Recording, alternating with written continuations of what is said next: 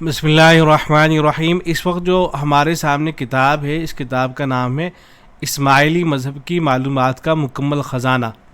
یہ ایک اسماعیلی شخص ہی کی لکھی ہوئی ہے۔ یہ جو بحروں کا آج کل تذکرہ ہو رہا ہے، تو یہ جو بحروں کا فرقہ ہے، یہ اسماعیلی جو فرقہ تھا اسی کا ایک فرقہ ہے، اسی میں سے نکلا ہوا ہے۔ اور یہ جو اسماعیلی تھے، یہ شیعوں کی ایک جماعت ہے، شیعوں میں سے نکلے ہوئے ہیں، لیکن آج کل نفرت کرتے ہیں۔ شیعہ ان کو مسلمان نہیں سمجھتے ہیں، جو اثنا عشری شیعہ کہلاتے ہیں، اور یہ ان کو مسلمان نہیں سمجھتے ہیں۔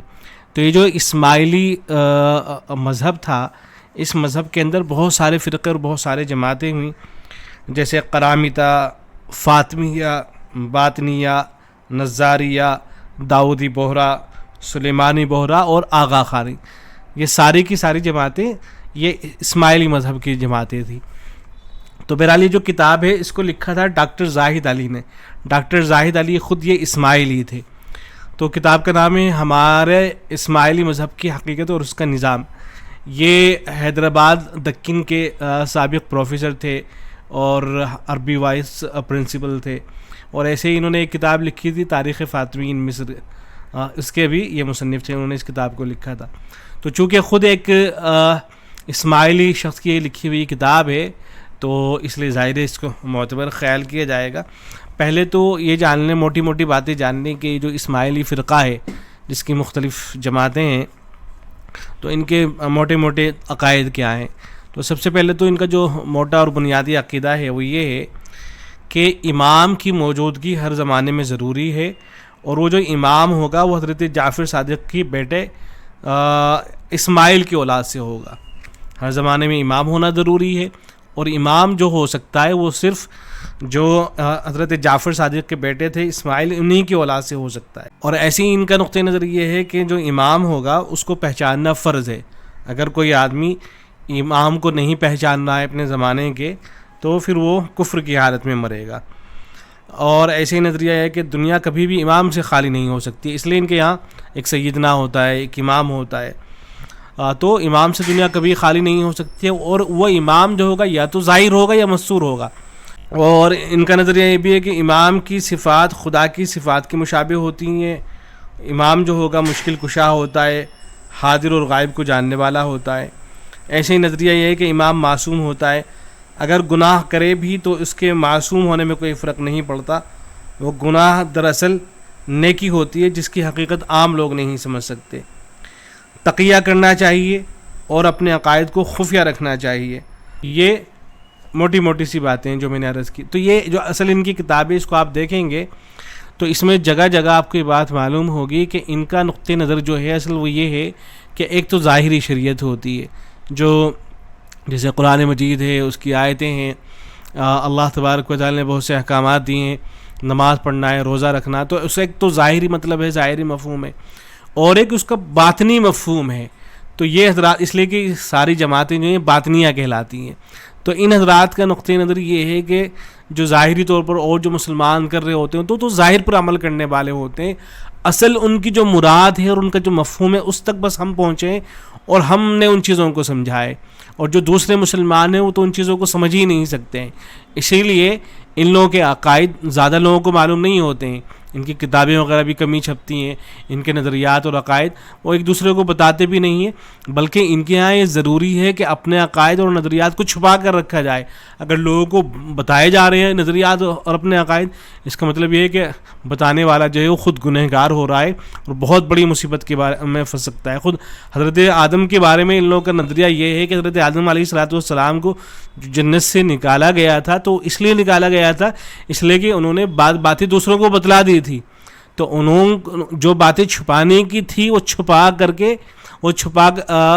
انہوں نے پوشیدہ نہ رکھ کے چونکہ دوسروں کو بتا دی تھی، تو اس وجہ سے ان کو جنت سے نکالا گیا۔ وہ دیکھیے گا ساری باتیں، تو اب دیکھ لیتے ہیں کیا کیا انہوں نے لکھا ہے، کیا کیا باتیں یہاں لکھی گئی ہیں۔ اچھا، یہ جو ڈاکٹر زاہد علی تھے، ان کے بارے میں یہ بھی کہا جاتا ہے کہ چونکہ انہوں نے کتاب تو لکھی تھی لیکن بعد میں چل کر پھر یہ مسلمان ہو گئے تھے۔ جب انہوں نے دیکھا کہ اس طرح کی باتیں، پہلے تو انہوں نے کوشش کی ان لوگوں کو سمجھانے کی، لیکن بعد میں چل کر بعض رات کا خیال ہے کہ یہ صاحب مسلمان ہو گئے تھے۔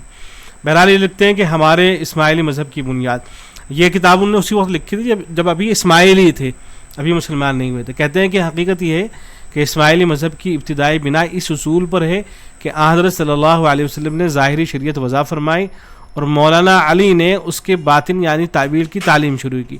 آپ کے بعد 6 امام یعنی مولانا حسن، مولانا حسین، مولانا علی زین العابدین، مولانا محمد باقر، مولانا جعفر صادق اور مولانا اسماعیل ہوئے جنہوں نے باطن کی تعلیم تکمیل کی. اس لیے یہ ائمہ متممین کہلاتے ہیں.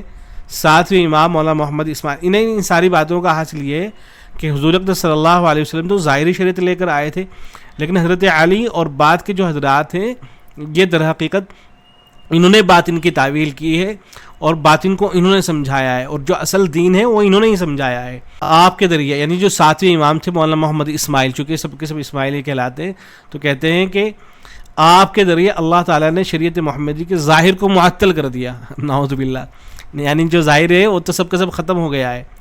آپ نے محمد المصطفیٰ صلی اللہ علیہ وسلم کے دور کو پورا کر دیا اور آپ سے 7واں دور شروع ہوا جس سے عالم طبیعت کی انتہا اور دور روحانی کی ابتدا ہوئی. آپ کی نسل سے جو ائمہ ہوئے اور قیامت تک ہوں گے وہ سب خلفاء قائم ہیں جو قائم کی دعوت کے فرائض ادا کریں گے. ان میں سے اگر کسی خلیفہ کو موقع ملے تو وہ قائم کی حیثیت سے ظہور فرمائیں گے اور تعویل یعنی علم باطن کو ظاہر کر کے تمام دنیا کو اسماعیلی مذہب کا پیروکار بنائیں گے. یعنی اس کا حاصل یہ ہے کہ ظاہری جو دین ہے وہ تو ختم ہو گیا ہے کبھی کا.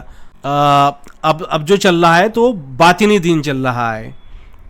پھر آگے لکھتے ہیں کہ یہاں یہ بات بھی یاد رکھنے کی ہے کہ اسماعیلی تعلیم کی بڑی خصوصیت رازداری اور پوشیدگی ہے جس کو تقیہ کہا جاتا ہے، بلکہ اس کی بنا ہی اس پر قائم ہے.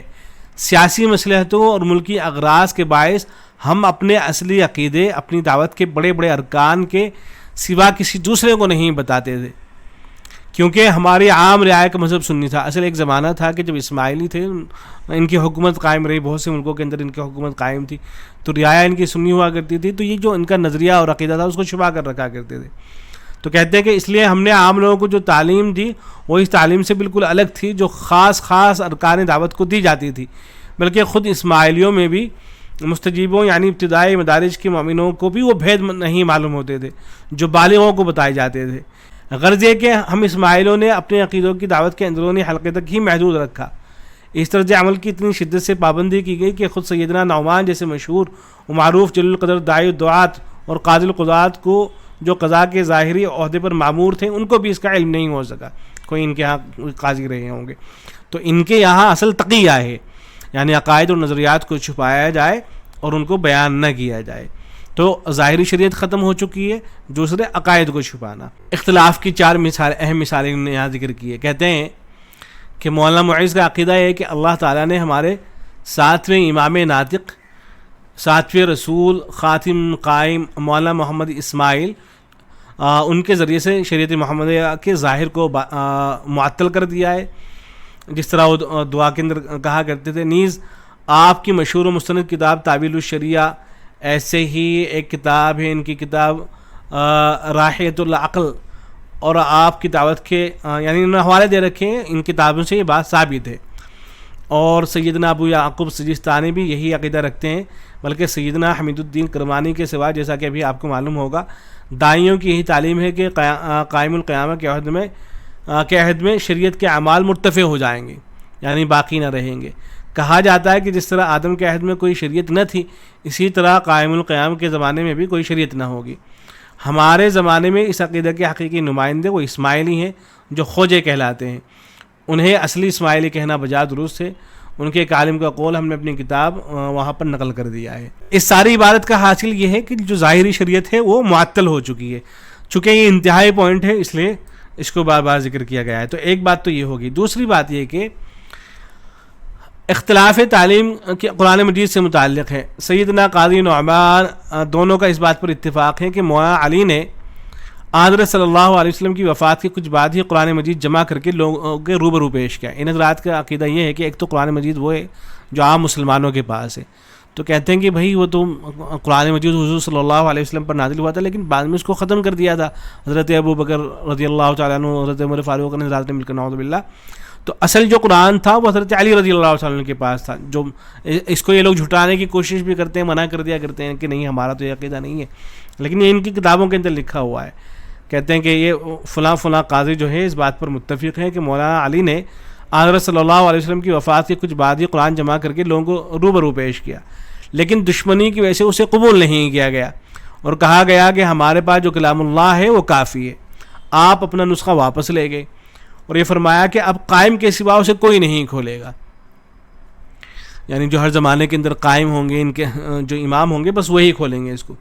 سیدنا جعفر بن منصور الیمن ایک طویل بحث میں فرماتے ہیں کہ جس طرح یہود و نصارہ نے اصل تورات و انجیل کو چھوڑ کر اپنی رائے اور قیاس سے علیحدہ کتابیں جمع کر لیں، مسلمانوں نے بھی اسی طرح سے کیا۔ رسول خدا صلی اللہ علیہ وسلم نے کلام اللہ جمع کر کے اسے اپنے اصحاب کے سامنے اپنے وسیع کے سپرد فرمایا، یہ لوگ اس سے بے پرواہ ہو گئے اور اپنی رائے و قیاس سے ایک الگ قرآن جمع کیا۔ اس کے بعد خلیفہ ثالث نے شیخین کا جمع کیا ہوا نسخہ جلا ڈالا اور ایک دوسرا نسخہ تیار کیا، پھر حجاج آیا اور اس نے خلیفہ مذکور کے نسخے کو لے کر آگ میں جھونک دیا، اس کے بعد اس میں سے جو چاہا نکال دیا اور ایسی کتاب تالیف کی جو اب ان کے پاس موجود ہے۔ یعنی سب کا حاصل یہ ہوا کہ آپ کے پاس جو قرآن مجید ہے وہ تو صحیح نہیں ہے، جو اصل قرآن ہے وہ کہاں ہے؟ وہ حضرت علی رضی اللہ عنہ کے پاس ہے، ان کے پاس تھا، اور وہ سب کو نہیں دیتے ہیں بلکہ وہ جو خاص ہوتے ہیں ان کو دیا جاتا ہے۔ اچھا، ایک رائے یہ بھی ہے کہ نہیں، سیدنا معیز شیرازی جو سیدنا قاضی نعمان کی وفات کے تقریباً 500 سال بعد شیراز سے مصر تشریف لائے، اپنی مجالس معاہدہ میں کہتے ہیں کہ نہیں، کلام اللہ میں کوئی لفظی تحریف اور تبدیلی نہیں ہوئی، البتہ معانی اور مطالب کے لحاظ سے ہمارے دشمنوں نے اس میں تحریف کر دی ہے۔ ایک رائے یہ بھی ہے۔ تو دو باتیں ہو گئیں، ایک تو یہ کہ یہ حضرات ظاہری شریعت کے قائل نہیں ہیں، دوسرے ہے کہ قرآن مجید جو ہے اس کے بارے میں خیال یہ ہے کہ وہ جو ہے جو ائمہ معصومین ہوتے ہیں ان کے پاس ہوتا ہے، جو قرآن مجید مسلمانوں کے پاس ہے وہ اصل سے نہیں ہے، تو بعد میں جو خلفاء تھے ان کا گویا کہ لکھوایا ہوا ہے۔ اور تیسری یہ کہ اختلاف عقائد انبیاء مرسلین حضرت صلی اللہ علیہ وسلم آپ کے وسیع موالی اور ائمہ معصومین کے مناطب سے متعلق ہے، جس کی تفسیر آئندہ آئے گی۔ چوتھی قرآن مجید میں ناسخ و منسوخ کی بات ہے۔ تو یہ دیکھیں حضرت آدم علیہ السلام کا جو قصہ ہے، اس قصے کے اندر انہوں نے حضرت آدم علیہ السلام سے مراد حضرت آدم نہیں لیا ہے، بلکہ کہتے ہیں ایک دوسرا شخص تھا، اس کو عبداللہ کہتے ہیں، اور کہتے ہیں کہ وہی آدم کے نام سے مشہور ہو گیا ہے، اور ان سے جو کہا گیا تھا کہ تمہیں پھل نہیں کھانا ہے، تو اس سے مراد در حقیقت یہ تھا کہ تمہیں اپنے راز ظاہر نہیں کرنے ہیں، اور لکھتے ہیں یعنی اس درخت کے پھل کے کھانے کی رغبت دلائی جس کے استعمال کی امام مستقر نے معاند کی تھی۔ حضرت آدم اس کے دھوکے میں آ گئے اور علم باطن کے چند نقطے عوام پر ظاہر کر دیے۔ اس جرم کے سرزد ہوتے ہی وہ اپنی جنت یعنی باطنی دعوت سے نکال دیے گئے، یعنی حضرت آدم علیہ السلام ان کے نزدیک وہ جنت سے نہیں نکلے تھے، بلکہ ان کی جو باطنی دعوت ہے ان سے نکال دیے گئے اور ظاہری دعوت کے صدر مقرر کیے گئے۔ اس زمانے سے علم باطن بالکل چھپا دیا گیا ہے، سوائے مخصوص لوگوں کے اور کسی کو نہیں بتایا جاتا۔ علم باطن کی تعلیم کے لیے آدم نے اپنے وسیع حابیل کو مقرر کیا۔ دور سطر میں ظاہری شریعت کا معلم ناطق یعنی رسول ہوتا ہے، اور باطنی شریعت کا معلم اساس یعنی وسیع ہوتا ہے۔ دور کشف میں اس تقسیم کار کی ضرورت نہیں پڑتی، جیسا کہ ہم اس سے پہلے بیان کر چکے ہیں، کیونکہ اس وقت ظاہری شریعت یعنی اعمال مرتفع ہو جاتے ہیں، محض باطنی شریعت یعنی علم باطن رہ جاتا ہے۔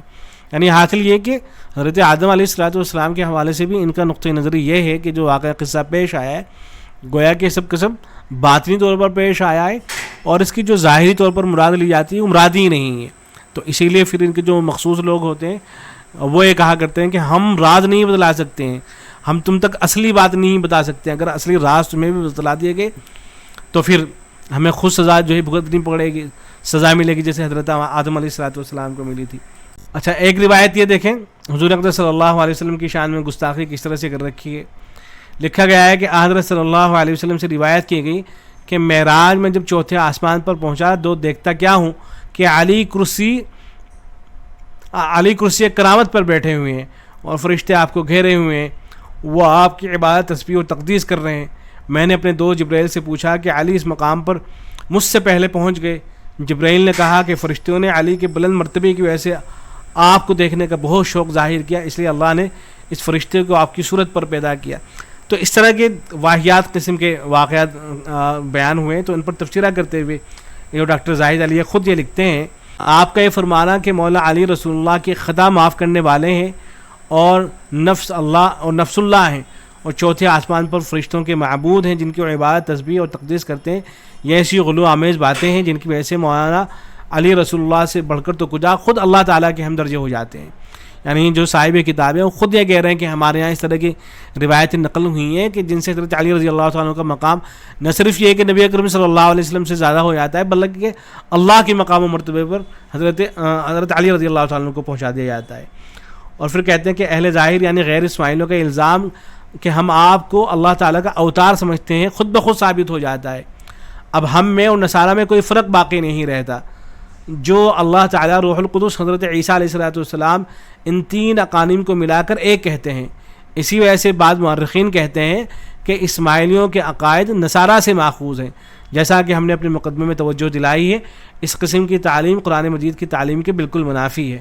یہاں دیکھیں اس کتاب کا صفحہ نمبر 401 ہے، تو اس میں دیکھیں جو کلمہ پڑھا جاتا ہے لا الہ الا اللہ، تو اس کی تعویل کر رکھی ہے انہوں نے. کہتے ہیں کہ لا الہ الا اللہ تعویلہ لا امام الا امام الزمان.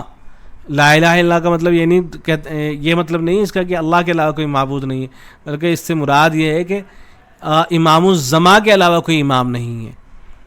یہ اس کی تعویل کرتے ہیں، نعوذ باللہ من ذالک.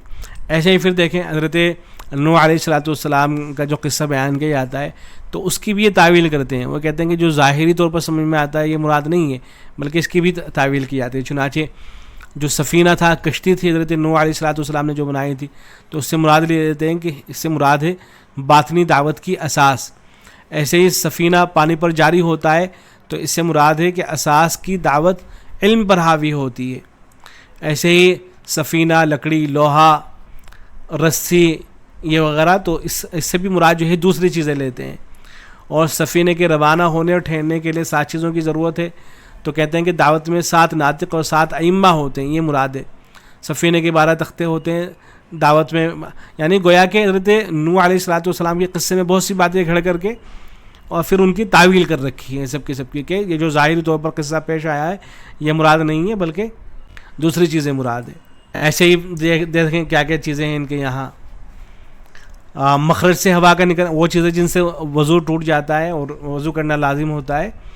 تو جیسے مخرج سے ہوا کا نکلنا، تو کہتے ہیں کہ اس سے مخرج سے ہوا کا نکلنا اس سے یہ مراد نہیں ہے بلکہ دل میں نفاق کا پیدا ہونا یہ مراد ہے. پیشاب کا نکلنا، تو پیشاب کا نکلنا مراد نہیں ہے بلکہ شرک کرنا اس سے مراد ہے. پاخانہ نکلنا تو اس سے مراد یہ نہیں بلکہ کفر کرنا اس سے مراد ہے. براز کے علاوہ کسی اور چیز کا نکلنا تو کفر کے سوا کوئی اور برائی کا پیدا ہونا. نیند سے مراد غفلت، اور مزی کا نکلنا شک کا پیدا ہونا. احتلام سے مراد غفلت، اور غیر فرض میں مجاوزت کرنا، استاد شاگرد کو رمضان ایسا مسئلہ سمجھانا جس کی طرف شاگرد متوجہ نہ ہو. حیض کا، بہرحال ساری چیزوں کی انہوں نے تعویل کر رکھی ہے. چونکہ ان کے یہاں ظاہری جو مذہب ہے وہ سب کا سب ختم ہے، صرف باطنی چیزیں ہیں. ایسے ہی معراج سے متعلق جو چیزیں ہیں ان کی بھی انہوں نے تعویل کر رکھی ہے. حضرت صلی اللہ علیہ وسلم کی معراج، حضرت صلی اللہ علیہ وسلم کے علم باطن میں ترقی سے مراد لیتے ہیں. یہ باقاعدہ جو ظاہری معراج ہے اس کے قائل نہیں ہے. آپ کا مسجد حرام سے مسجد اقصی جانا، اس کی بھی تعویل کرتے ہیں، دوسری چیزیں مراد لیتے ہیں.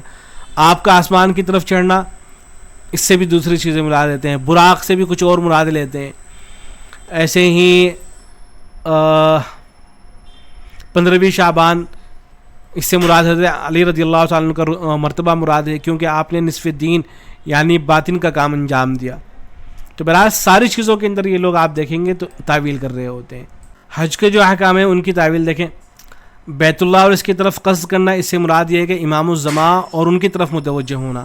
حجر اسود اور اس کا بوسہ دینا، تو اس سے مراد ہے حجت اور ان سے متصل ہونا. احرام باندھنا، امام اور حجت کی معرفت اپنے اوپر واجب کر لینا. لبیک کہنا، امام کی دعوت قبول کرنا. خانہ کعبہ کا 7 بار طواف کرنا، تو اس سے مراد ہے 7 اماموں سے دوستی رکھنا اور ان کے احکام کی پیروی کرنا. ہر نبی کے بعد 7 امام ہوئے ہیں جن میں 7واں قائم مقام ہوتا ہے. کعبہ، اس کی بھی تعویل کرتے ہیں. ساری چیزوں کی ان کے یہاں جو ہے تعویل ہے. قرآن مجید کی بعض صورتوں اور آیتوں کی تعویل ہے. جیسے الفجر ہے تو الفجر سے مراد حضرت صلی اللہ علیہ وسلم. لیال عشر سے مراد حضرت علی. اشف سے مراد حضرت حسن، اور وطر سے مراد حضرت حسین، اور اللیل سے مراد حضرت فاطمہ. آج سے مراد ظالم، ظالم اول، کیونکہ وہ جس حالت میں پہلے تھا اسی حالت کی طرف عود کر گیا، یعنی لوٹ گیا، پھر اس نے جھوٹا دعویٰ کیا، نعوذ باللہ۔ حضرت ابوبکر صدیق رضی اللہ تعالیٰ عنہ مراد ہے۔ ارم ذات العماد سے مراد حضرت علی، وثمود الذین جابوا الصخر بالواد سے ظالم ثانی، اور فرعون سے مراد ظالم ثالث، نعوذ باللہ۔ الذین طغوا فی البلاد سے مراد حضرت معاویہ عمرو بن العاص، نعوذ باللہ من ذلک۔ تو اس طریقے سے یہ قرآن مجید کو پڑھتے ہیں، پڑھاتے ہیں، لیکن یا تو یہ کہتے ہیں کہ قرآن مجید ہی وہ نہیں ہے، یا اگر قرآن مجید کی آیتوں کو پڑھ بھی رہے ہیں، جیسا کہ ان کا دوسرا نظریہ یہ ہے کہ قرآن مجید کی آیتوں کے اندر تعویل کی جائے گی اصل، تو وہ اس طرح سے تعویل کرتے ہیں، اور اس طرح سے جگہ جگہ انہیں تعویل کر رکھے۔ یہ ان کی اذان ہے، جو داودی بہرا ہے وہ اس طرح سے اذان دیتے ہیں۔ اذان کے اندر انہوں نے جو اضافہ کیا ہے وہ ایک تو اس چیز کا اضافہ کر رکھا ہے، اشہد ان مولانا علی ولی اللہ، 2 مرتبہ کہتے ہیں اس جملے کو۔ ایسے ہی حی علی الصلاۃ اور حی علی الفلاح کے بعد حی علی خیر العمل، اس کا بھی اضافہ کرتے ہیں۔ ایسے ہی اس جملے کا اضافہ کر رکھا ہے محمد وعلی خیر البشر وعطرتہما خیر العطر، اس کا بھی جو ہے انہوں نے اضافہ کر رکھا ہے۔ بہرحال یہ ان کے نظریات ہیں، جو مختصر نظریات تھے وہ تو میں نے شروع میں بیان کر دیے تھے، اور باقی تفصیل سے بیان کر دیے گئے ہیں۔ یہ جو کتاب ہے اس کو آپ دیکھ لیجئے گا خود سے۔ اس کتاب کا نام ہے ہمارے اسماعیلی مذہب کی حقیقت اور اس کا نظام، بہت تفصیل سے ساری باتیں اس کتاب کے اندر ذکر کر دی گئی ہیں۔ والسلام علیکم۔